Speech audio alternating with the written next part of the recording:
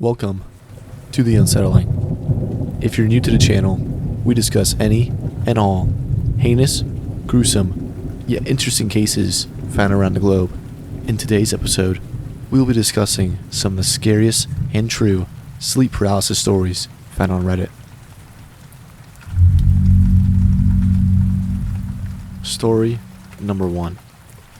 It was another mundane day. I had worked for hours and wanted nothing more than to get a good night's rest. After finally getting home, I wasted no time and walked straight to my bedroom. I tossed my belongings on the floor and jumped into bed. Almost immediately after touching the pillow, I was asleep. Next thing I know, I'm on all fours and telling myself, "You're a grown-ass man. Get up. She's not real." I kept repeating this to myself over and over again. I knew something was there, but I didn't have the courage to look. Eventually, I mustered up the strength to look in the direction of what I can only describe as a looming feeling of evil. I slowly lifted my head up and then proceeded to turn it to the left. There she was. I locked eyes with her. She was terrifying, almost like a half banshee, half hag. She had no eyes, but those voids locked my gaze in place. I couldn't move, and she wouldn't. What felt like years of silence was eventually broken when the apparition slowly began to open her withered mouth. The banshee shrieked, releasing a deafening scream that shattered in my eardrums. But I still couldn't break eye contact. While she continued screaming, she began moving closer and closer to my position. I couldn't move. It was as if she was Medusa and I had been turned to stone. Before she could reach me, I blacked out and fell back into a slumber. Moments later, I woke up in the same position I'd fallen asleep in. I was on my back, with my head leaning to the left. I thought I had escaped, so I turned towards the ceiling and opened my eyes. There she was again, on top of me, our noses touching. She grinned with an unsettling smile. My neck and head were locked, and I couldn't close my eyes. I was trying to scream, but the only noise coming out of my mouth was a soft tremble. The banshee's grin vanished as her mouth opened wide. The screams began again. There was nothing I could do. My heart sunk deep into the bed beneath me, cowering away from the fear in front of me. Eventually, I regained the ability to close my eyes and did it promptly. The screaming stopped almost immediately, and when I had opened my eyes once again, the demon had vanished. Story number 2. It started with a dream, but I wasn't having one of those normal dreams. It was one of those ones where you just go through your daily routine. I've had them many times before, but this one was different. There was an eerie tone to the whole dream, even though it just seemed like my life. I had woken up in the dream, gone to a few of my classes, then I went to work. However, the whole time while I was doing these menial tasks, there was a strange feeling. A feeling like someone was following me from a distance, watching me. I felt like they were just out of my line of sight. If I were to turn my head to look, they would move out of my vision. So, I never saw this person, nor did I even want to investigate. I just went about my dream and tried to ignore it. Eventually, my dream led me back to my house, where I would inevitably head to my bedroom. The house was colder than normal, so much so that I could see my own breath, and that pressing feeling still hadn't gone away. However, I thought it was just dream nonsense and carried on. Once I laid in bed, my sleep paralysis began. I heard banging at my front door.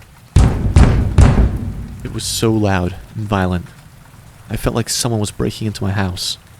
Eventually, a booming noise erupted from my living room. It sounded like the hinges had just been blown off and that the door had slid across the floor. I was terrified and had no idea what to do. Then, I hear furniture being dragged across the living room floor. As if the quickest way for this thing to get to me was a straight line through everything. As they get to the corridor that leads to my room, I can hear heavy steps and even heavier breathing. I had been trying to get up and move, but was unsuccessful. My throat began to close, causing air to barely seep into my lungs. At this moment, I could barely breathe. The footsteps continued to grow louder in my direction, and the most I could do was wiggle my head from side to side. Then, something kicked my door.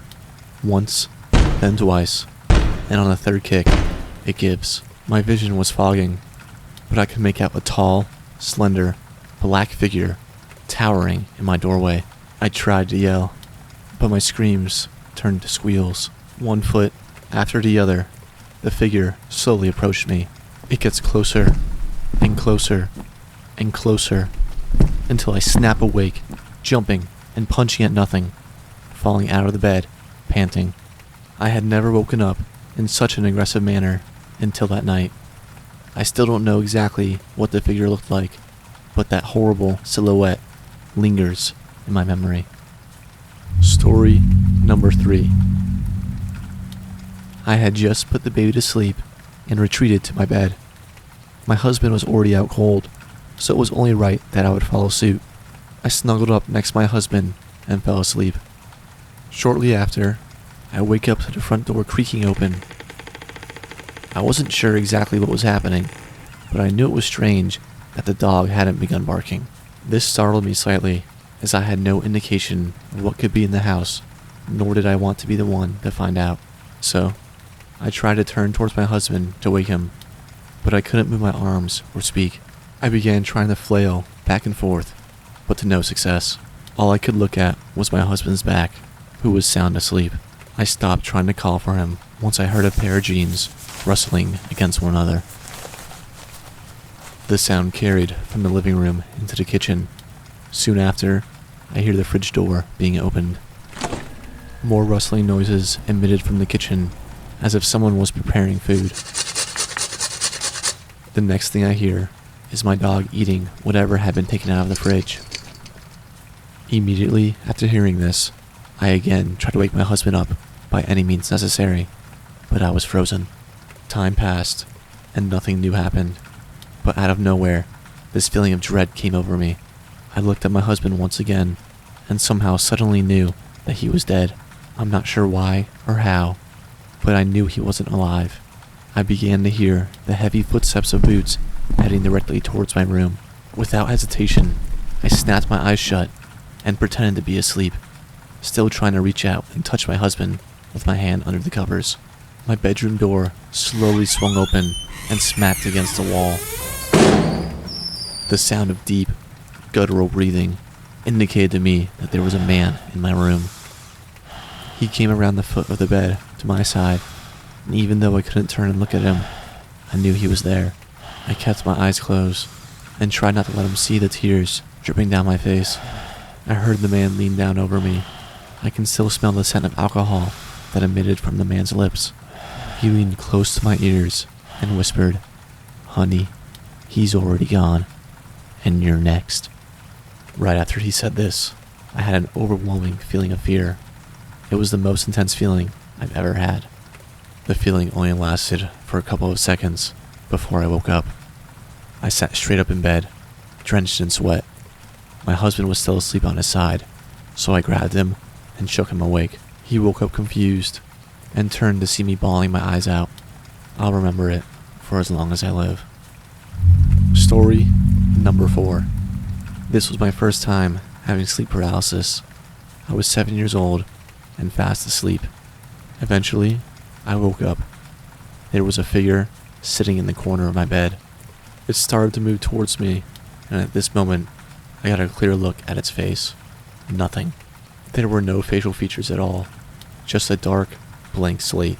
The weight of the figure pressed down on my feet as it started moving up my body. Before I could go any further, I fell asleep and began dreaming. It was one of the most intense and vivid dreams I had ever had. I was in a pure white room, walking in between long white shelves. Each shelf was stocked full of books, leading all the way up to the ceiling. All the books were white, with no labels. As I walked down the aisle, I felt that I was being pulled towards the end of it by something sinister. However, I was stuck facing the books on the shelf and was incapable of turning to look ahead of me. Finally, I got to the end of the aisle and turned towards a raised area with steps leading to a throne. It was pure white, like the rest of the room. About a foot above the throne was a black sphere, and in the moment, I could feel its thoughts. It told me that it wanted me to suffer, that it wanted to kill my family while I watched. It was pure hatred, and after it finished speaking to me, I woke up and the figure was still on my legs. I began screaming for my mom. Once I did this, I could move again, and the figure was gone. My mom ran into the room and turned the lights on. She sat right next to me and calmed me down. I'm not sure how long it took her, but eventually, I was put back to sleep. About 30 seconds later, my mom comes running back into the room, freaking out. She was highly religious at this point and began to pray out loud. She said something like, "In the name of Jesus, get out!" She never told me why she began praying until years later when I brought the situation up again. She was shocked that I remembered, but then conceded to telling me what happened. She told me that I was too young at the time and didn't want to freak me out. She recapped her version of the story to how she ran into my room to hear me screaming. After calming me down and putting me back to sleep, she went back to her room to where my stepfather was, sitting awake. He asked if everything was alright, and my mother responded, telling him that I had a bad dream. Then, my stepfather responded and said, "That's weird. I've been awake for some time, and I heard a woman, clear as day, talking in that room." He said that she was repeating herself over and over again, saying in a very calm voice, "You need to call out to your mother. You need to call out to her right away. Call out to her." Unfortunately, I don't remember that at all, and I have no recollection of a voice. This concludes these scary true stories. If you enjoyed this, please consider giving a like and subscribe. There will be plenty of videos just like this coming your way. Thank you, and stay safe out there. This is The Unsettling.